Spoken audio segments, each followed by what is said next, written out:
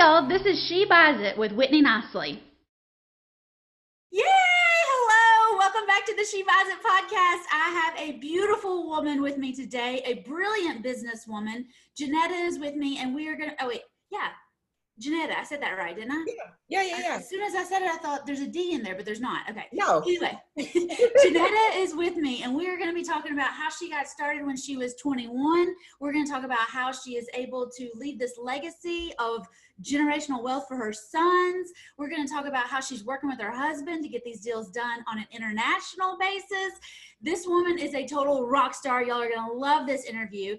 So I first want to say that I met Janetta because she's in the FDDF family, and she came to Albuquerque, New Mexico last year when we were talking all about vacation rental riches. And this woman has been dominating the Odessa, Texas market on corporate rentals. So it all fell into place so perfectly. God gives us all the right people that we need at the right times. And Janetta is here. She's going to blow your mind. She always blows my mind and keeps me pumped up on a daily basis. So Janetta, welcome to the She Buys It podcast. I am so excited to finally talk to you and have this interview because it's going to be amazing. Now, is there anything that I left out in that introduction that you want to throw in? Make sure that the women realize who you are and what you're here to do. Girl, I just first of all want to thank you just for always being there for me. You're an awesome, amazing coach. Anybody I talk to that has anything to do with properties or anything in that nature, I am always throwing your name around because you're awesome. Thank you. I appreciate that. So thank you for having me on, first of all. And then second of all, I think you touch everything, especially when you threw in the part about creating the generational wealth, and even the part about how God just puts us together with one another and how his plan is so perfect. And I thank God for you, man. That's it. I mean, hey, I'm here for it. I'm here.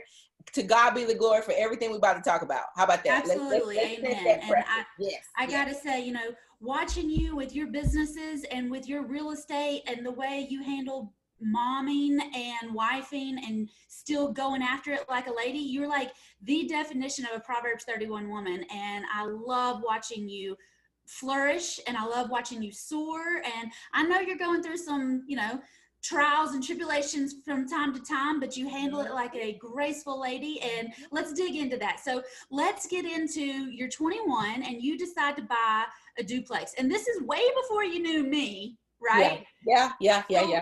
Tell me the thought process of your very first deal and how that went and how that, still helps you decide what you're going to buy today. Yeah. Okay. So just a long story interesting. It goes kind of like this. I met a lady who was a realtor, and she became like my second mom. And basically she began to talk to me about, Janetta, okay, you're in the military. When you get a raise, don't live like you have a raise. And so she would teach me those things. And she would say, okay, if you get a raise, pay yourself back. Whatever it is that you get a raise on, if you got to raise it $200, you got to raise it $300. Pay that back to yourself, because guess what? She would always bring back to the Bible and let me know that promotion does not come from man or woman. It comes from God. So if God bless you with that, then you take a portion, of course, you give your tithes back to your church and your offerings or whatever, but for sure you pay yourself and live like it never happened. And so she taught me those wisdom keys, and I start, just really going to her place of work, like to her real estate office. I would sit under her and she would say, you know what? You ought to buy a property. And I said, I never thought about it. I said, but I think it'd be a good idea. She said, yeah, because basically you can rent out both sides. And that raise I'm talking about, because this is how you give yourself a raise. And that's what she taught me. She said, anytime you invest, you're giving yourself a raise and it has a return. So she said, if you make $400 off of this duplex, because at the time, I think the duplex was only like $52,000, girl. And so like for me, I think I was an E4 or something in the military and probably making $2,000 a month or something. I don't know. But not making much at all, but my credit was like A1. I think I had like 800 credit score back then at 21. And she was just so blown away by that. And she didn't want me to mess it up. And that's why she kept trying to tell me different things I could do to manage myself and not go into debt. So basically she said, look, let's do it. And I said, okay, well, if I get approved, I get approved. Okay, cool. And so she pushed it through, of course, her mommy ways, and she made sure I got approved. And for a while, I would rent out the 3-bedroom side for like $500 some, and I rent out the 1-bedroom side for like $300. Well, girl, my mortgage was literally only about $400 some, maybe $500 or something. So I was banking like as a soldier, right? And so I took that money and I gave myself a raise, just like she told me to. She said, put this back and just keep it and just give yourself a raise. Because I was a single parent at the time. I had 2 boys. And so literally we was really just barely getting by, but we did it this way where I lived in a duplex, and that really pretty much paid for the duplex. Plus I was able to give myself a promotion. So I was living free and have promotion in the bank, right? Perfect. So basically I was living good. So then if every 21-year-old right now today in 2019, 2020, or heck, if they knew it in 2030, if every 21-year-old would know, buy a duplex, live on one side, live on the small side, and rent out the big side so that you're cash flowing from 21, our whole world would be different. Yes. So girl, how it started was funny because I was living somewhere else and was renting out both. So keep in mind, I was making money on that property, right? Totally cash flow, right?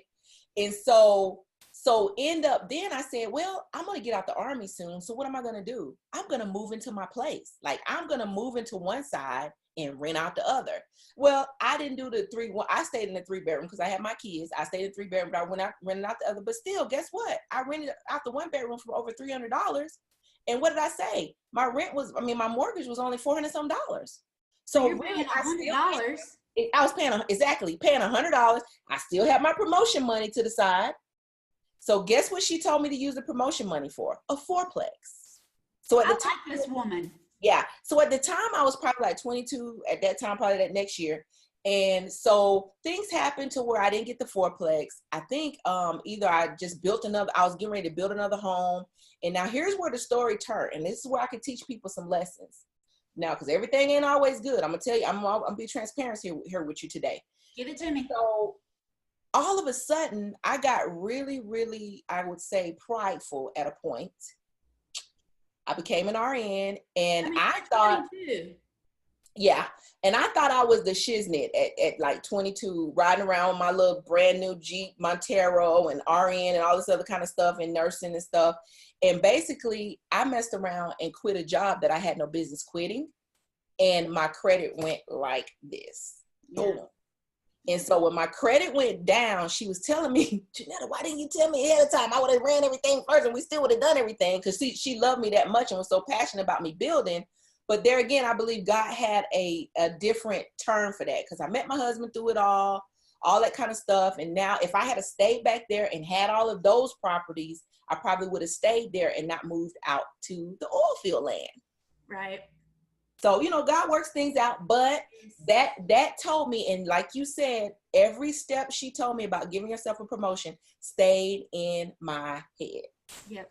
And you mentioned you were an RN. So is that how you started that business? Tell me about that business you started. Yeah. So basically, I've always had a desire ever since I was 16. I've been an entrepreneur, girl. I've been selling candy at school since probably 16, 15 years old. Me and you both. I know me. That's probably why me and you get along so good. We've been flipping stuff since the day is long. So my first business was the 3rd grade. I made keychains and braided little things and bracelets and stuff in 3rd grade. I was selling for like $1 in the lunchroom. I think mine was 5. Like I was selling candies and stuff at the place where I would buy them and literally turn around and sell them again. So like stuff like that.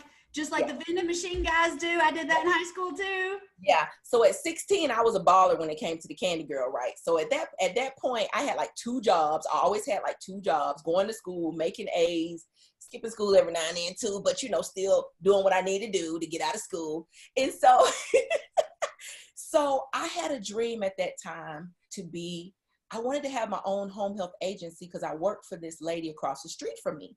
Okay. She had a in-home, like personal care home. She was an elderly LVN.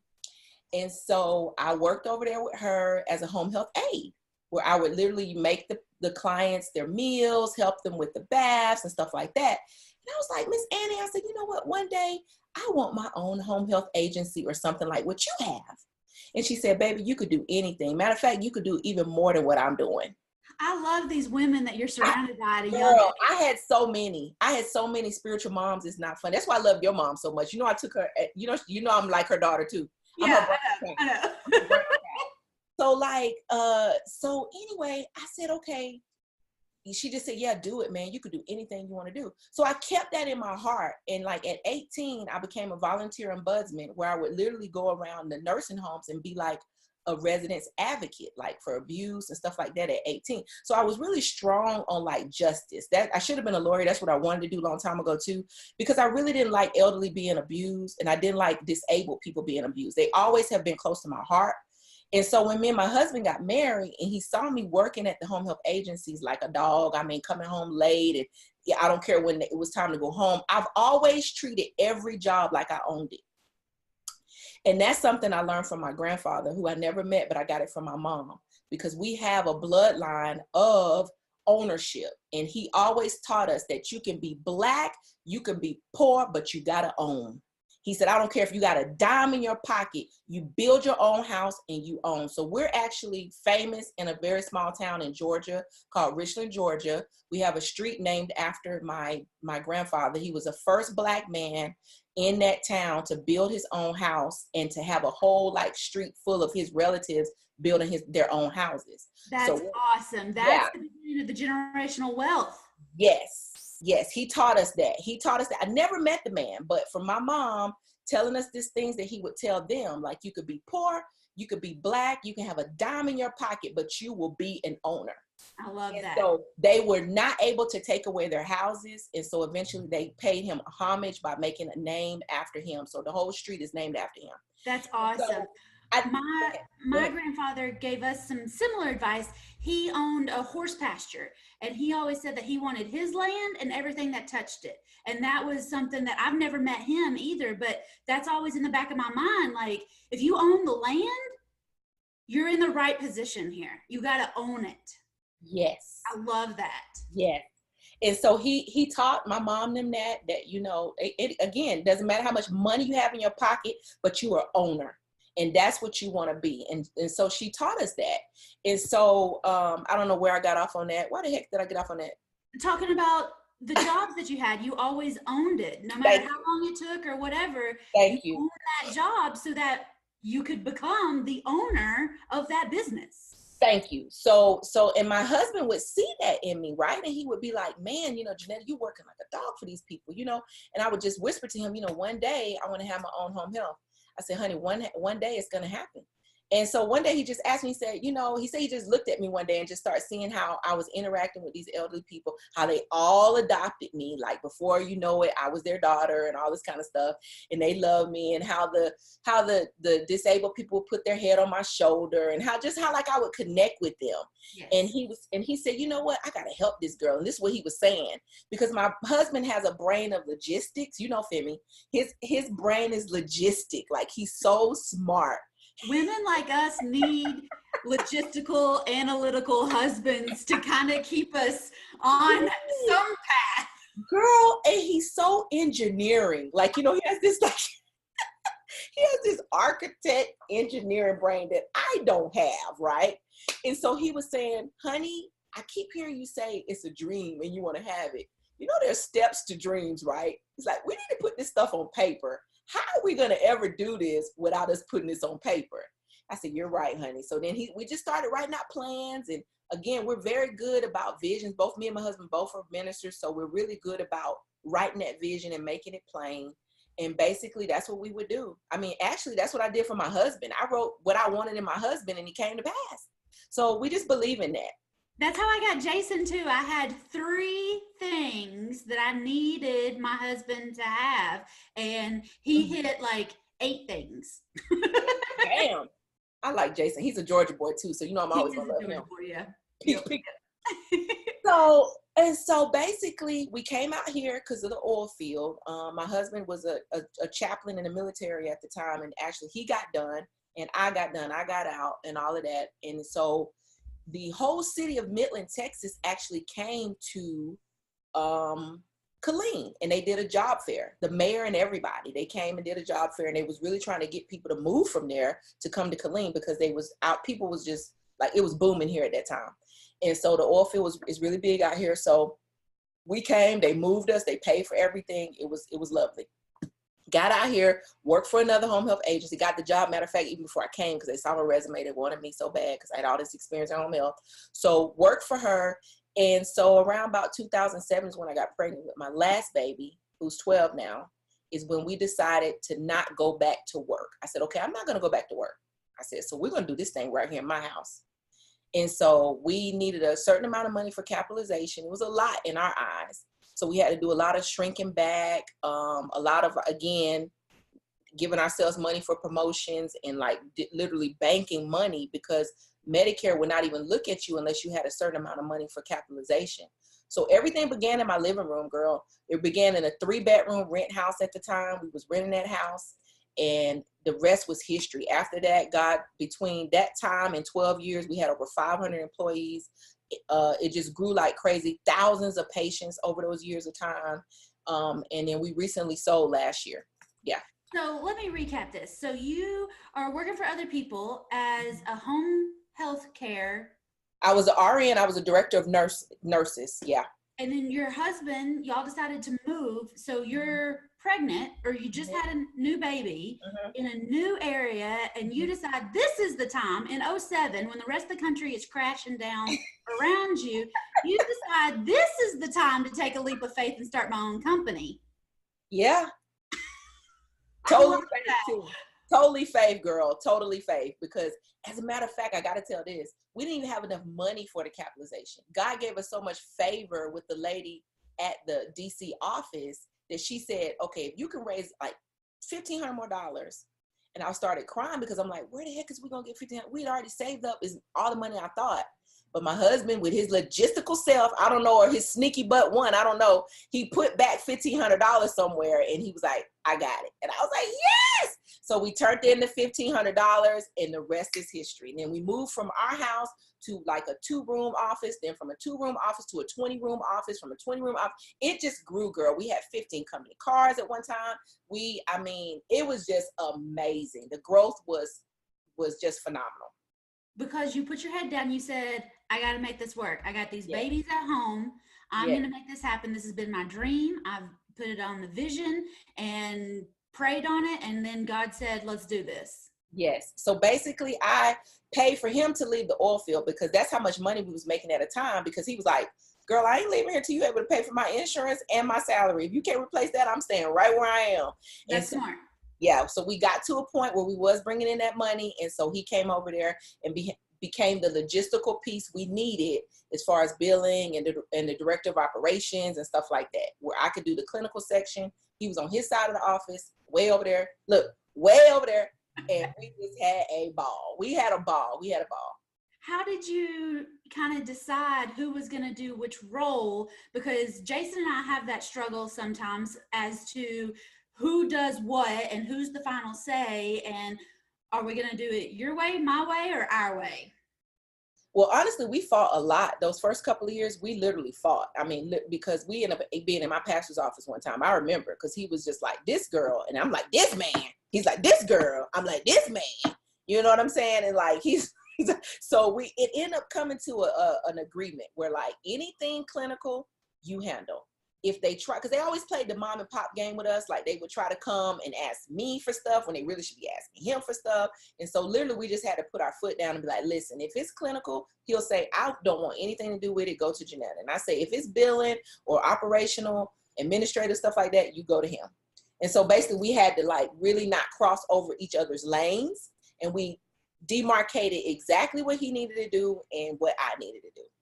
Jason and I have been in the pastor's office. We've been in the therapist's office. We've been in some meetings over this marriage and business together situation, because it's unlike any other business relationship and marriage relationship. It takes everything to a whole new level. And I mean, we're fighting over like coffee, and we like the same coffee. So like we were literally fighting over anything and everything at one point, and we had to say, all right, time out. What is up? It's tough, girl. I'm telling you. But there's nothing wrong with having those meetings and those mediators to say, okay, I think you're both saying the same thing. You Yep. both want the same thing. So let's figure out how to make you both happy in this marriage and in this business. And there's nothing wrong. I mean, if I need a professional plumber, I call a professional. If you need a professional mediator, Yes. call in a professional. Nothing wrong with it. Nothing at all. Nothing at all. So when did you start adding in the condos? Because you were investing before you met me, before you got into the FDDF family, y'all had some condos. So how did that come about? Well, and then let me do a middle point right here, because I got to hit this part. Remember, 6 years ago, I was diagnosed with breast cancer. And so that really was a big turn in some things in our life. So what happened was, we decided to start building an exit strategy to get out of home health because it was so stressful. It had got to a point where like we was dealing with a whole bunch of employees, dealing with a whole bunch of regulations. And then we had another location being built in a whole nother town, which was 2.5 hours away. And so we was driving back and forth for that. And that was during the time that I really got ill. So we had to come up to a realization that, you know what, is it really worth it? And so things started changing for me. Like, Janetta, your health really is your wealth. I mean, you've made it, girl. At 34 years old, you hit that $1 million status, as they want to call it. So you kind of made it where you thought you made it. So it's like, but what if at a time at your life where you've been so down where like, girl, I couldn't even put my own t-shirt on. Like, I literally had to have somebody come bathe me. I had to have my CNA come like practically live with me and like make sure I go to my appointments for chemo, my appointments for radiation. And during those times is when I started really, really learning about self-compassion and learning how to love myself and treating myself kinder, because I would be there for everybody else but me. Well, you'd been the caregiver for so long that you had to learn how to be a patient. Yep. And basically that was very difficult for me because I'm the strong one. I'm the one that's supposed to be there for everybody else. And literally I had to become weak. And so the Lord reminded me that he did the same thing for us. And that's why I went through every situation. Like I did the chemo, the radiation, learned about the holistic nursing part of it. Then I became a holistic nurse. So all those things came about because he did it for us. He didn't do a thing, but he laid his life down. Yes. So my thing is, it's like, I have a mantra now: my pain is your gain. So the thing that I went through, I don't want nobody else to go through it again.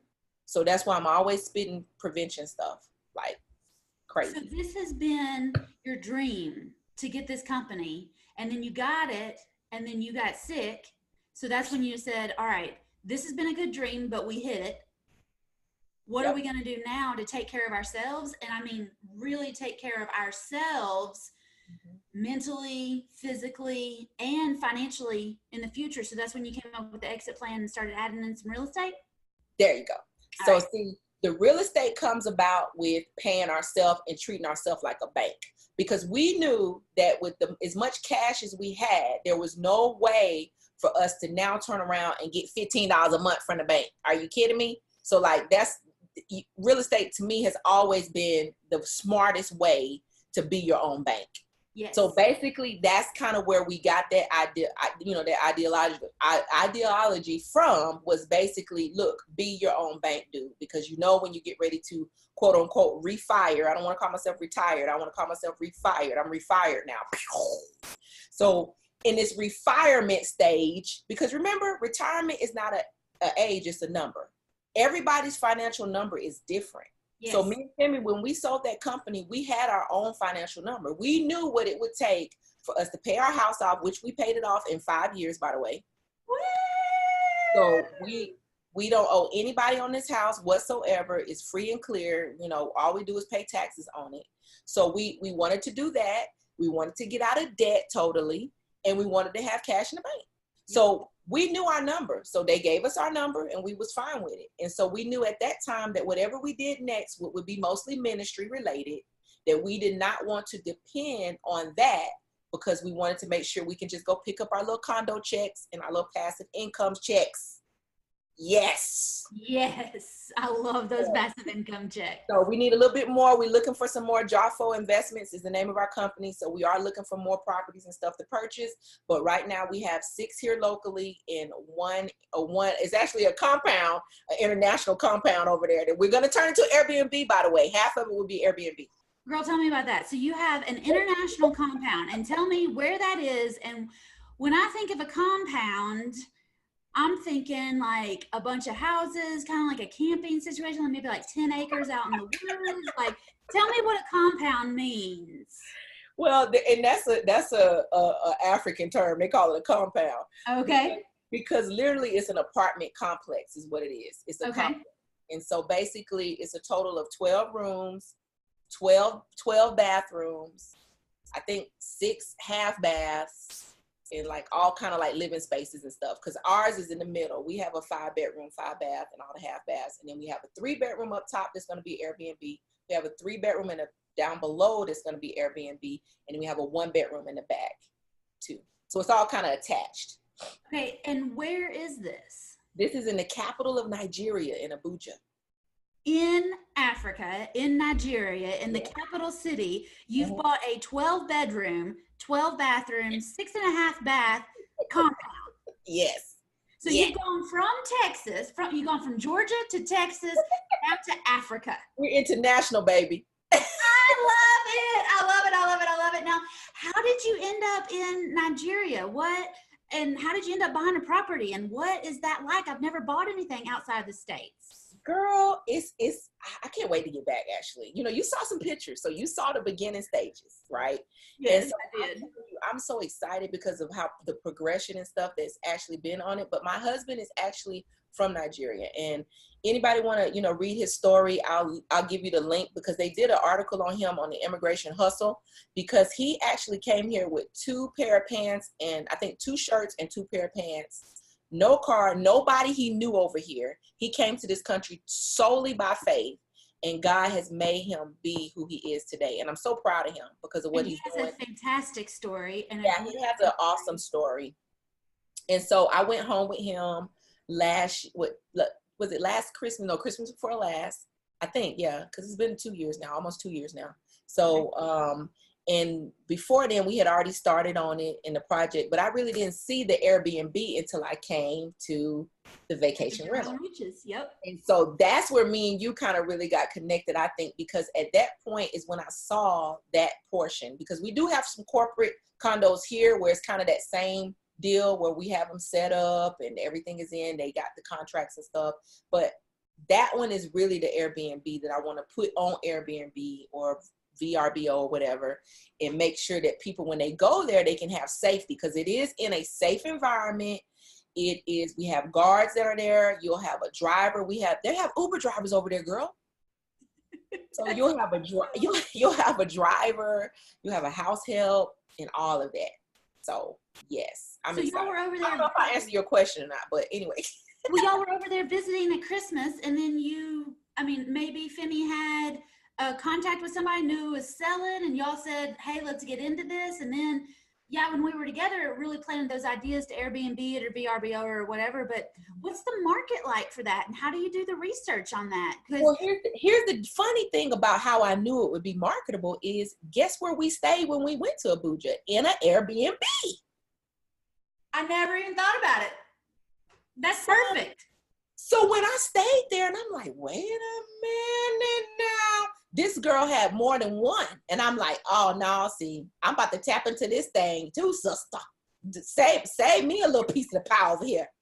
And so basically, I know for a fact it will list and rent because of the fact of how many is over there already. Abuja is the capital. So people are coming and moving and shaking in and out of that area. And it's beautiful. Like I said, we went to the village, and of course it is village. When you go to the village, it's village. Like, you ask my boys, like, if they ever want to live in Abuja, they'll say yes to city, but no to the village. So, there's goats out there, there's turkeys and all kind of stuff out there. It's really nice and fun if you like the country. But if you like the city life, Abuja is a beautiful city in Nigeria. Beautiful. So when you were there and you stayed in the Airbnb, it was a lady that owned it? Yes. I love that. He has 4 or 5 of them over there, girl.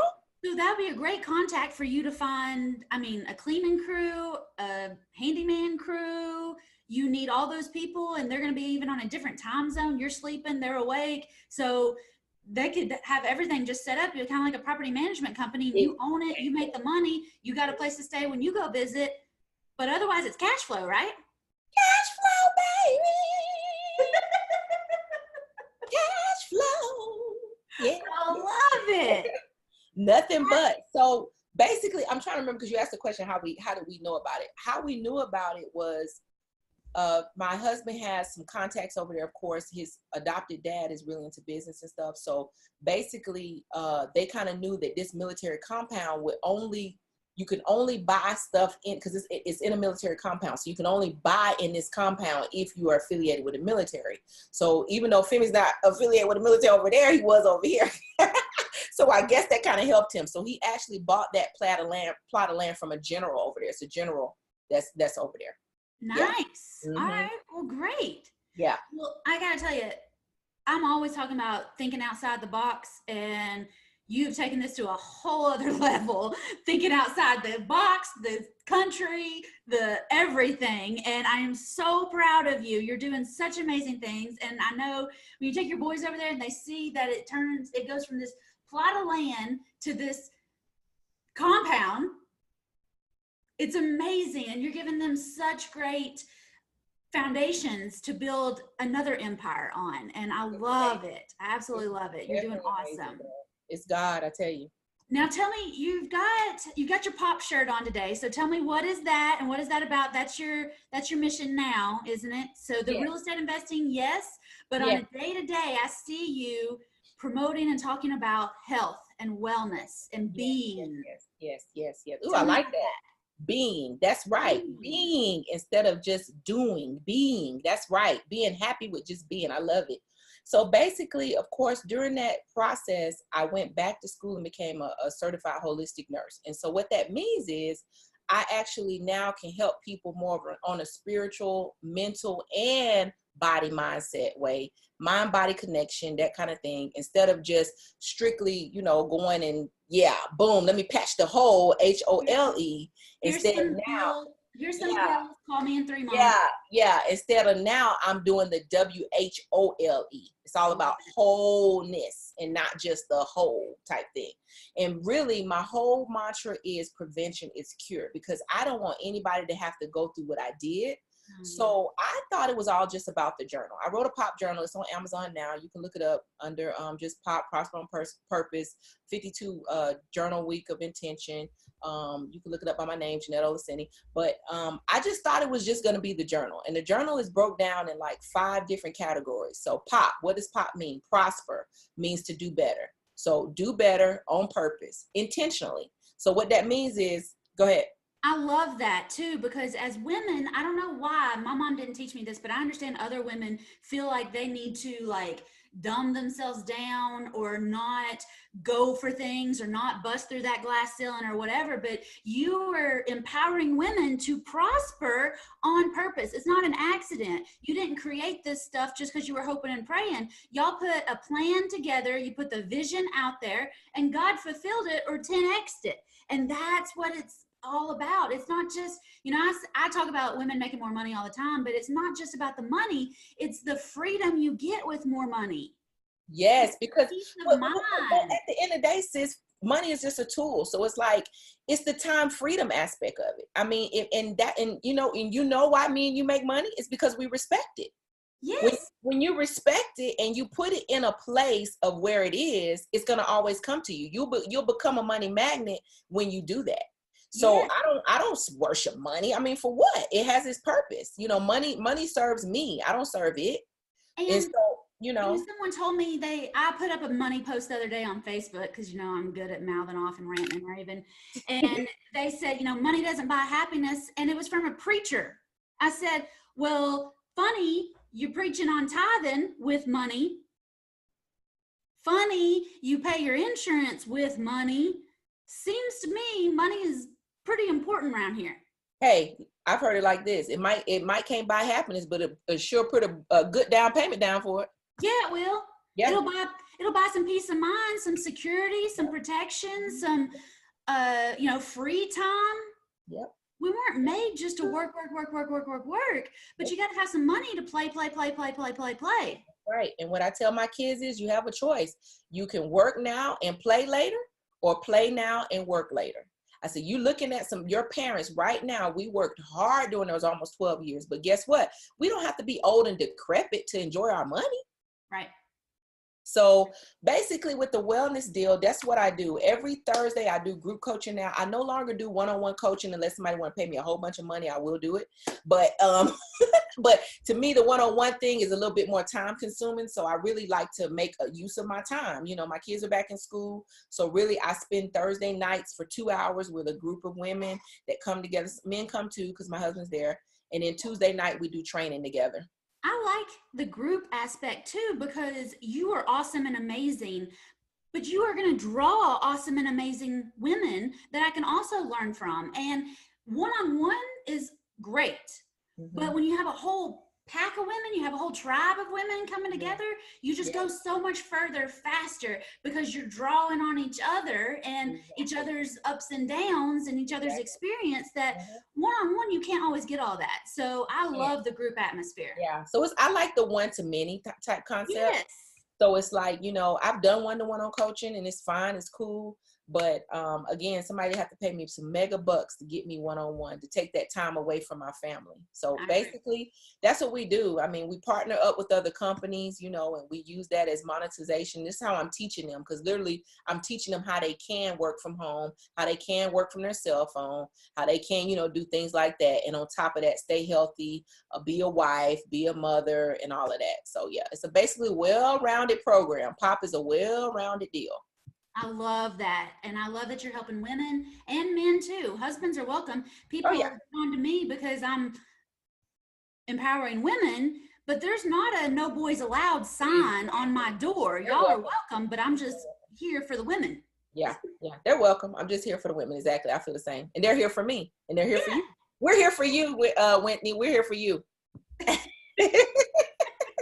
Well, thank you. I try to encourage and promote women because I really feel like we need more of that. And I know you feel the same way. And that's why we're so awesome together, Janetta. Yes, I love you, girl, so much. I really do. Well, is there anything else that you want to add or anything else that you want to talk about before we hop off here, or anything you want to, say? Where can people find you? I'll put a link to your website or to the POP website. Yes. So that people can find you and really connect and watch you grow through more condos and more compounds and everything. Compounds, I love it, girl. CNC, right? And condos, I like it. Girl, I think we hit it. I think we really did hit it. Ministry is my passion. Like I said, this is a wellness ministry for me, although I do monetize it. But at the end of the day, we are ministering and changing lives. To me, ministry means reaching and helping and helping the needs of others and bringing them to the place that God has them to be. So, and basically that's what I'm called to do. And so if you'll put the link down there, it's iprosperonpurpose.com is a way they can reach me.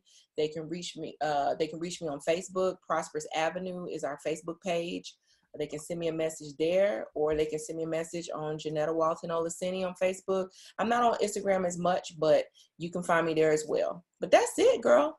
If anybody has any questions about her condos or the compounds or anything, Janetta is in the She Buys It group, the big She Buys It How to Become a Real Estate Investor group. You're welcome to chat there, reach out to her, and learn more about what she's got going on in that group. And I'll put that link also.